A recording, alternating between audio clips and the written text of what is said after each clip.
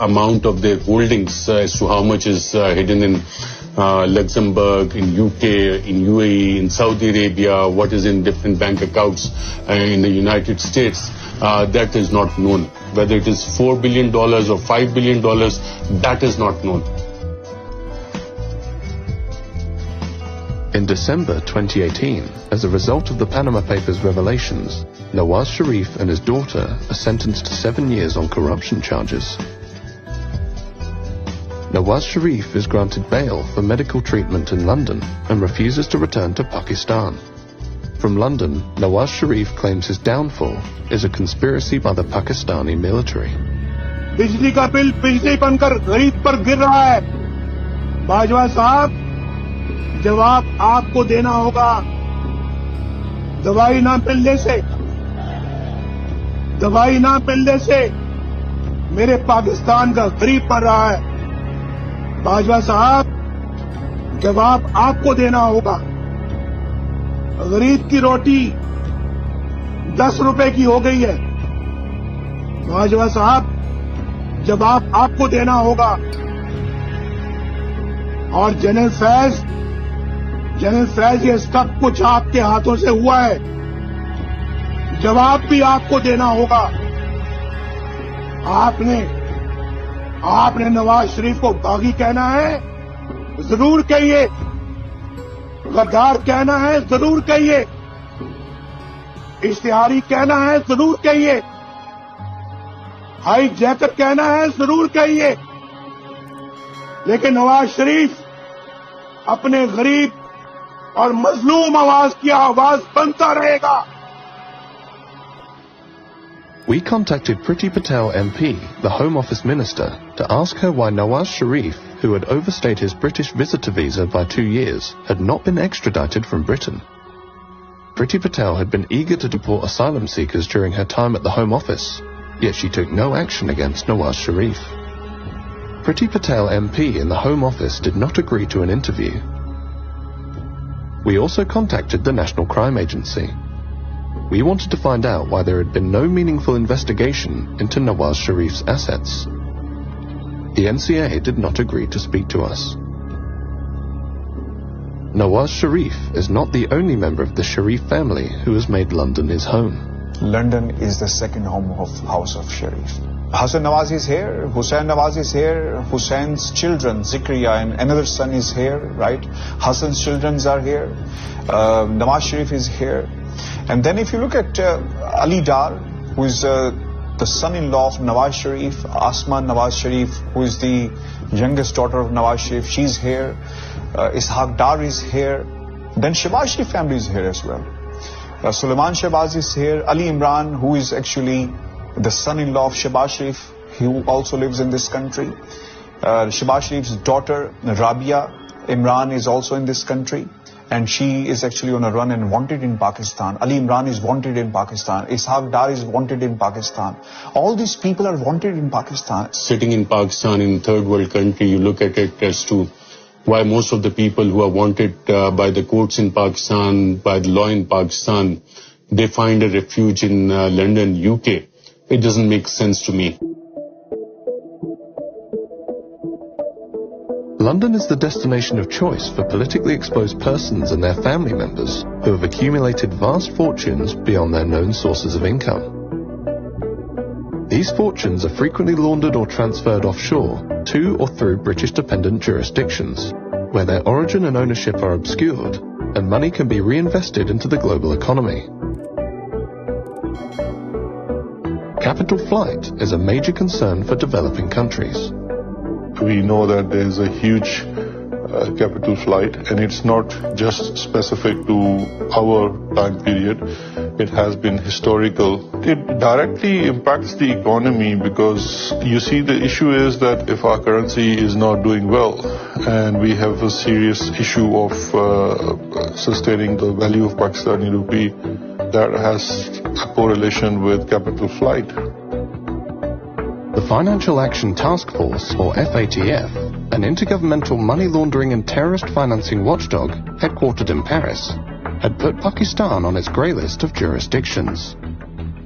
Our financial systems have been made more accessible We have sharing of information with almost everyone.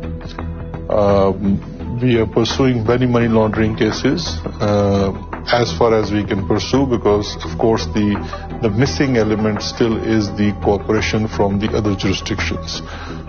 That is not forthcoming.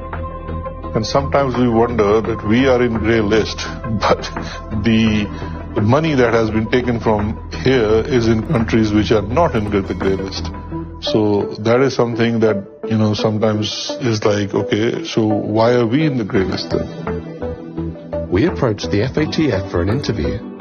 The FATF declined to speak to us. We would have liked to ask the FATF how it was possible for the UK, Switzerland and Luxembourg, among others, to be considered clean when these countries are known to be major money laundering centres, through whose economies billions of dollars of illicit money are reinvested every year. The money is stolen here and it is hidden in the developed countries, in the developed world. If that is happening, it's not just the fault of Pakistani system that the money is able to go out.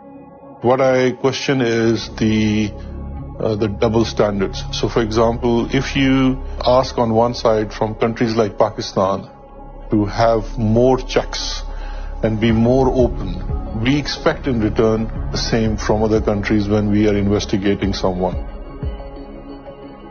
We will write a mutual legal assistance request to, let's say, Switzerland, and we will say that we have information that Mr. A has a bank account in Switzerland in such and such bank.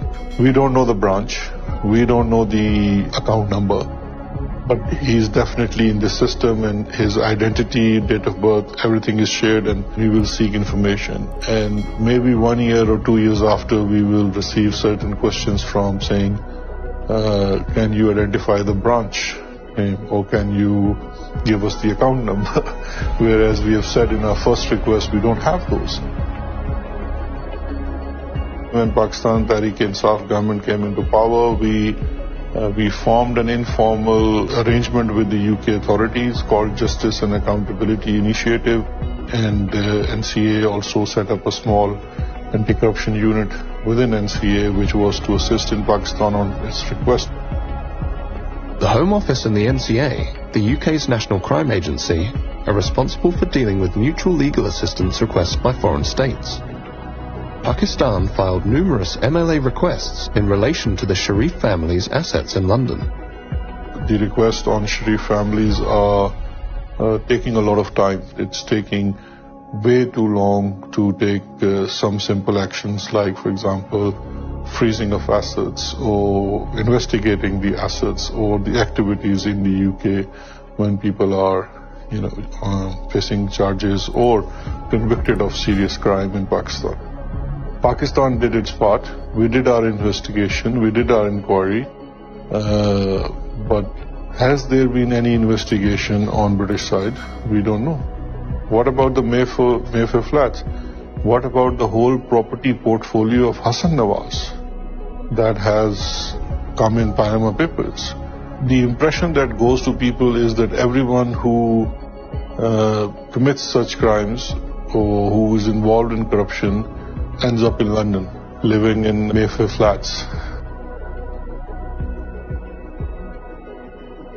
The main issues for developing countries are Western countries. Unfortunately, here in the UK and other Western countries, we can be very good at pointing the finger elsewhere and saying, hey, look at all that corruption over there. But the reality is we are facilitating that corruption. We are complicit in the laundering of public funds because we have a ready-made system ready to go where corrupt individuals can hide, can spend, can clean their money. London and its role in the offshore world is that it's a money launderer's paradise. It's a money launderer's paradise or haven. It's a place where if you want to stash illicitly earned wealth, you can do so anonymously, and you can do so with relatively few checks and balances.